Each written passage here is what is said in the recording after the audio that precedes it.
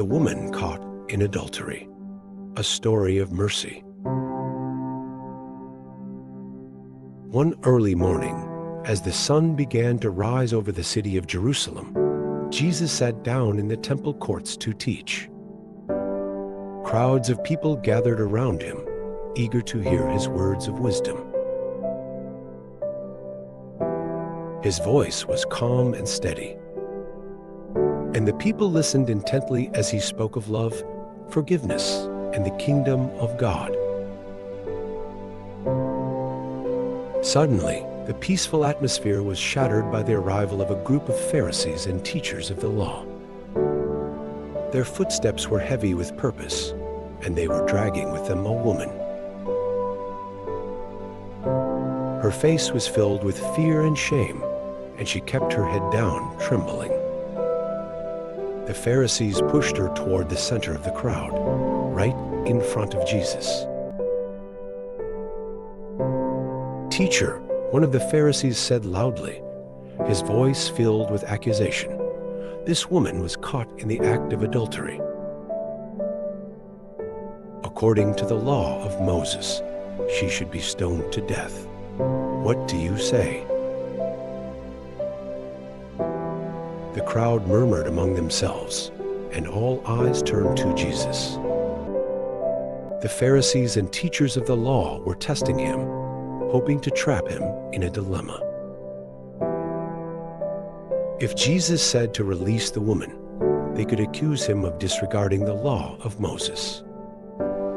But if he agreed to stone her, he would be acting against the very message of mercy and forgiveness he had been teaching. The tension in the air was thick. The Pharisees stood smugly, believing they had cornered Jesus.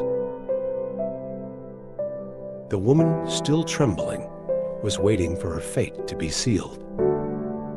The crowd held its breath, waiting to see how Jesus would respond. But Jesus didn't answer immediately. Instead, he bent down and began to write with his finger in the dust on the ground. The crowd watched in silence, confused by his actions. What was he writing? Why wasn't he saying anything? The Pharisees grew impatient and pressed him further. "Teacher, what do you say?" they repeated, their voices growing louder and more insistent. Finally, Jesus straightened up and looked at them. His gaze was calm but piercing, and in a steady voice. He said, "Let any one of you who is without sin be the first to throw a stone at her." The crowd fell silent. The words hung in the air, and the Pharisees were taken aback. They hadn't expected this response. Jesus had turned the situation around, placing the responsibility on them. Then, he bent down again and continued writing in the dust. One by one, the people began to realize the weight of what Jesus had said. The older men, perhaps with more years of reflection on their own shortcomings, were the first to lower their heads. Slowly, they turned and walked away, dropping the stones they had been prepared to throw. Soon, the younger men followed, their anger dissolving as they were reminded of their own sins. The crowd thinned, and eventually, only Jesus and the woman remained. The stones that had once seemed so threatening now lay untouched on the ground.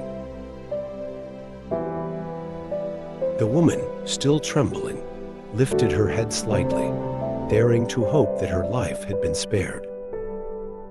She glanced around and realized that all her accusers were gone. Only Jesus remained. Jesus stood up and looked at her with compassion. "Woman, where are they?"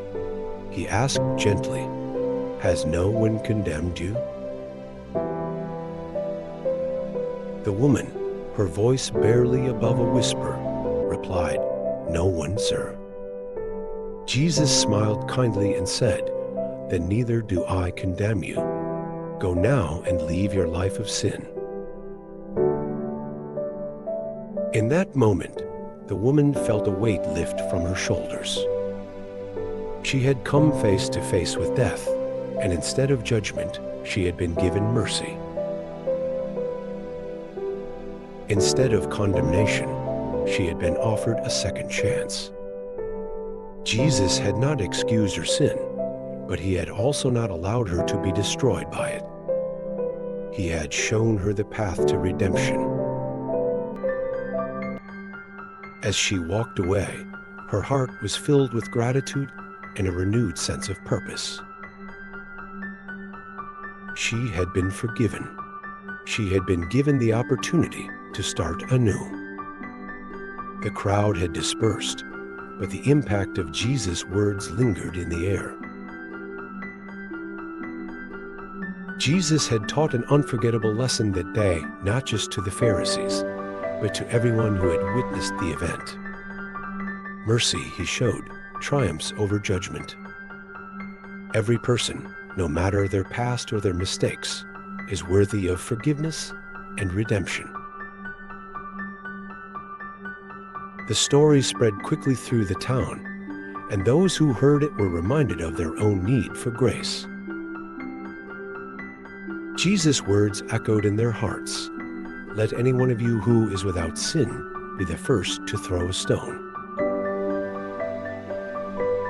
The woman's life had been transformed, and so had the lives of many who witnessed her story.